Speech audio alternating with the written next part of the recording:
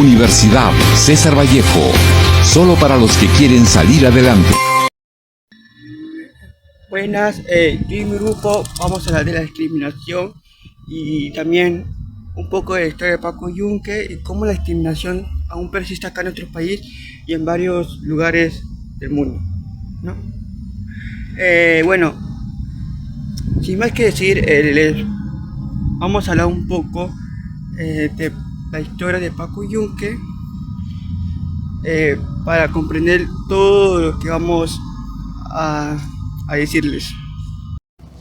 Bueno, nosotros elegimos trabajar con el cuento Paco Yunque de César Vallejo, la historia que habla sobre el primer día de clases de un niño, cuyo nombre es Paco. Un niño humilde que desde que llega a la escuela empieza a vivir discriminación y ahí se encuentra con Humberto Grieve, quien es el hijo del patrón que lo trata mal solo porque se siente superior. Incluso el profesor lo apoya, pero no porque tenga razón, sino porque es el hijo del dueño. Entonces Paco tiene que enfrentar injusticias desde muy pequeño. Aunque el cuento es antiguo, sigue siendo muy real. Hoy todavía vemos casos de discriminación por la economía, por el origen o por simplemente venir de un lugar diferente, un lugar distinto. Y algo importante es que a pesar de ser tan niño, Paco sueña con un mundo justo, donde a nadie lo traten diferente por su condición, etc. Él lucha por eso, y su historia nos demuestra que la edad no importa. Si uno quiere, puede alzar la voz y buscar un cambio. Sobre el lugar donde vivía Paco, el cuento no menciona un sitio exacto, pero él representa a muchos niños en zonas rurales andinas. Se dice que la historia está inspirada en Santiago de Chuco, en La Libertad, donde creció Vallejo, y ahí el autor puede ver más de cerca la diferencia entre los niños pobres y los que tenían más poder, y eso influyó en la creación de Paco Yunque. En general, este cuento es importante porque muestra una realidad que todavía se vive aquí en el Perú, que es sobre las desigualdades por clase social, por origen y por poder. Aunque la historia pasa en una escuela, en verdad esto representa lo que sucede en el trabajo y en la comunidad, incluso entre las familias. En el cuento, Paco Yunque se ve claramente la discriminación social desde el primer momento. Paco es un niño humilde, sencillo, que llega a la escuela todo asustado. Y por el otro lado, Humberto Grieve es el hijo del patrón y llega con una actitud de superioridad desde el primer momento. El cuento nos muestra que no todos los niños son tratados de manera equitativa. Paco es despreciado simplemente por ser pobre y mientras Humberto Grieve recibe los privilegios por ser rico. Esta situación refleja lo que explican los investigadores Cuenca y Urrutia en el 2019 sobre la educación en el Perú. Ellos mencionan y señalan que las oportunidades que tiene un niño en la escuela depende mucho de su origen, si viene de una familia con dinero o educación. Tendrá mucho más apoyo y las mejores condiciones. En cambio, los niños de familias humildes deben esforzarse el doble y aún así recibir mucho menos reconocimiento. Cuenca y Urrutia también discuten que la escuela peruana no siempre corrige la desigualdad, más bien muchas veces lo va repitiendo, es decir, los niños ya tienen más ventajas y siguen recibiendo apoyo, y los que vienen con desventajas siguen siendo más ignorados. Esto es exactamente lo que sucede en el cuento, ¿no? El mayor ejemplo de discriminación ocurre cuando el profesor interviene, cuando Humberto copia el trabajo de Paco y después le rompe su cuaderno. El profesor no intenta averiguar la verdad y de inmediato protege a Humberto solo por ser el hijo del patrón. Paco, en cambio, es castigado sin que se le escuche. Esto demuestra que no solamente es un niño abusado de otro, es la autoridad también que interviene y permite que la injusticia siga ocurriendo. Según Cuenca y Urrutia, esto pasa también en la vida real. Muchos maestros sin intención tienen expectativas más altas de los niños con dinero y menos confianza de los niños pobres. Como resultado, los estudiantes como Paco terminan siendo que su esfuerzo no vale, que hagan lo que hagan siempre estarán muy por debajo. En resumen, Paco Yunque muestra la discriminación social no solo que viene de los compañeros, sino también viene del sistema educativo, y el mensaje es claro: mientras la escuela siga tratándose así, muchos niños seguirán creciendo con el miedo a la injusticia y muchas menos oportunidades, solamente por su origen.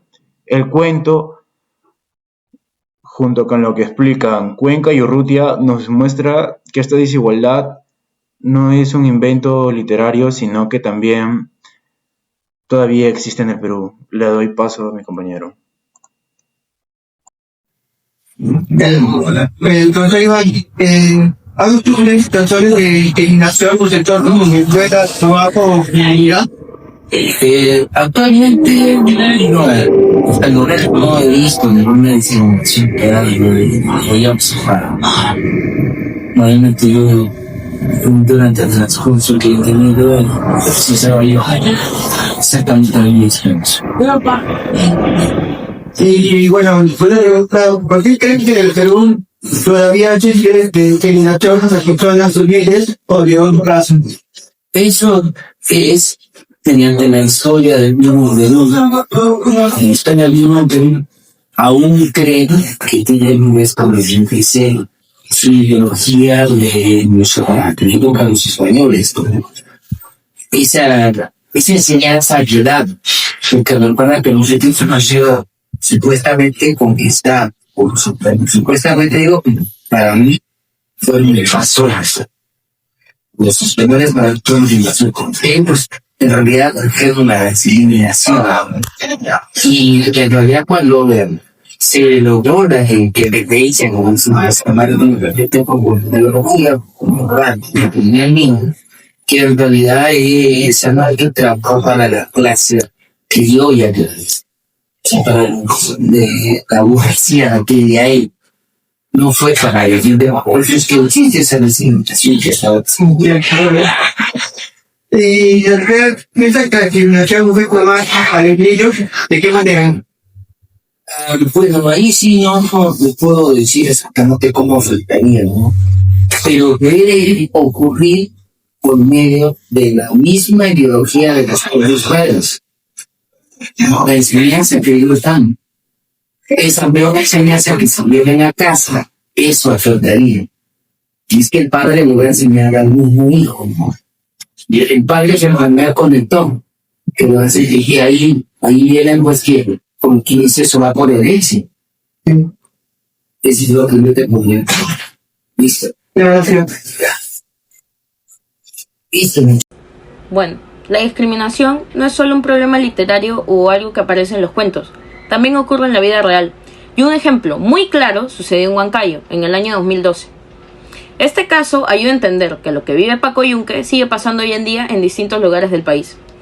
En ese año, una trabajadora afroperuana fue víctima de constantes insultos racistas por parte de un compañero de trabajo. Él la llamaba cocodrilo negro y hacía comentarios ofensivos contra ella, simplemente por el color de su piel. Pero lo más grave no fue solo el insulto, sino la reacción de la empresa. Nadie hizo nada. Los jefes ignoraron la situación, no intervinieron y no dieron ningún tipo de apoyo a la víctima. Esto permitió que la discriminación continuara sin control.